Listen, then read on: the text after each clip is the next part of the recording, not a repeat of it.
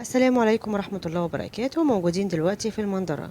طبعا زي ما حضراتكم شايفين تم الانتهاء من توسعة الكورنيش للمرحلة الأولى اللي بتبدأ من المنظرة لحد العصفرة، وتم الانتهاء من وضع الأسفلت ووضع أعمدة الإنارة. زي ما حضراتكم شايفين الطريق بقى واسع جدا، 5 حارات رايح و5 حارات جاي، بس لسه ما تمش تخطيط الشارع عشان طبعا يتقسم لحارات.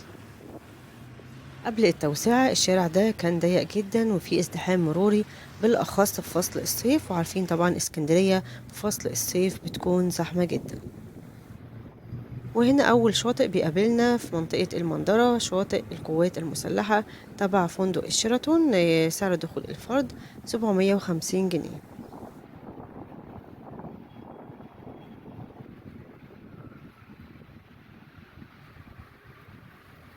وده كده شكل شاطئ القوات المسلحة تبع فندق الشيراتون.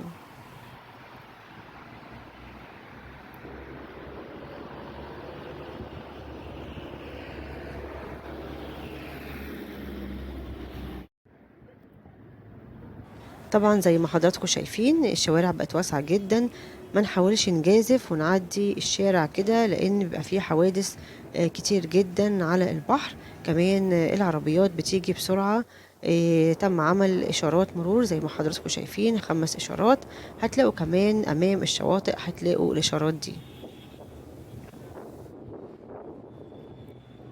وتابعنا الأيام الماضية تم الانتهاء من أعمال البنية التحتية وإنشاء شبكة صرف متكاملة. هتلاقوا شواطئ كتير في المنظرة والعصافرة. طبعا بالنسبة للمنظرة هتلاقوا شاطئ المنظرة العام، شاطئ وانلي، طاحونة المنظرة، كمان شاطئ جويل المنظرة. زي ما حضراتكم شايفين هتلاقوا نظام في الشواطئ ونظافة، الشوارع نظيفة، الشواطئ نظيفة. كمان الشماسي بقى لونها موحد لكل شاطئ، وتم وضع أسماء الشواطئ على البوابات. إن شاء الله يكون صيف 2025 سعيد على الجميع. طبعا هنقول بقى وداعا للازدحام بعد توسعة الكورنيش. كنا بنشوف كل سنة أو السنوات الماضية في اسكندرية عندنا الشوارع كانت مزدحمة جدا، بالأخص بقى عند إشارة سيدي بشر وفي منطقة خالد بن الوليد ميامي. كل دي الشوارع طبعا كانت ضيقة. وبالنسبة لأسعار الشواطئ هتلاقوا أسعار متفاوتة كمان لكل الفئات. هتلاقوا مثلا ده شاطئ وانلي سعر دخول الفرد 20 جنيه شامل الكرسي والشمسية، وبالنسبة للأطفال اللي أقل من 6 سنين بيكون مجانا. هتلاقوا أسعار شواطئ في ب20 جنيه، في ب25، في ب5 جنيه، وفي ب50 جنيه. عندنا شواطئ في اسكندرية كتير جدا وبأسعار متفاوتة. طبعا اللي قدامنا ده شاطئ البوريفاج، هنا تم عمل ملعب للكرة الطايرة، طبعا شكله جميل جدا. فيه نظام حاليا تنظيم نظافة زي ما حضراتكم شايفين. في كمان أكوا بارك على الشاطئ، ده شاطئ البوريفاج سعر دخول الفرد فيه ب25 جنيه شامل الكرسي والشمسية والترابيزة. الفيديو ده متصور في العيد، طبعا في ناس كتير على البحر. كمان بالنسبة بقى للصيف كل الشواطئ دي هتكون مزدحمة.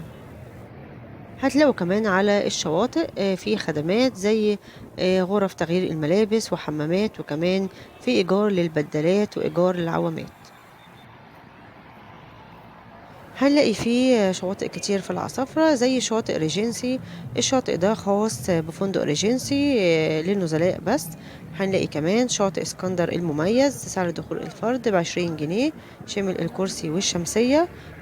كمان هنلاقي شاطئ العصافرة المميز ب20 جنيه، وكمان شاطئ جول العصافرة تبع القوات المسلحة سعر دخول الفرد ب100 جنيه. قدامنا كده كوبري 45، والشاطئ اللي قدامنا ده شاطئ جزيرة الدهب سعر دخول الفرد 25 جنيه شامل الكرسي والشمسية والترابيزة.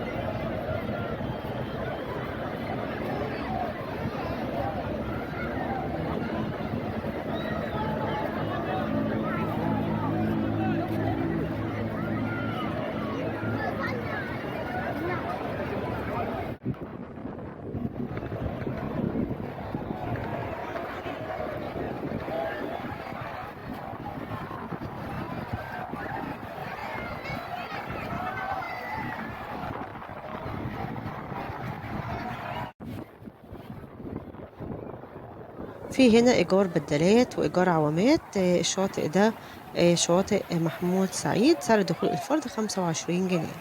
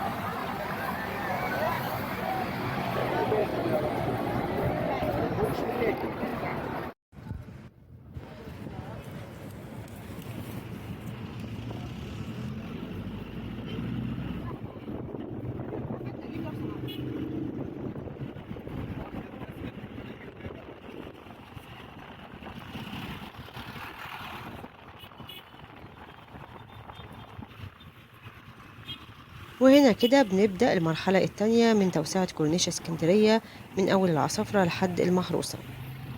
هنلاقي كمان أعمال حماية بحرية في عرض البحر، ودي عشان تقلل من عوامل النهر والتآكل للشواطئ. وتم إزالة الهدم الناتج عن إزالة نادي وادي دجلة، وكمان إزالة البوابة القديمة لنادي السيارات.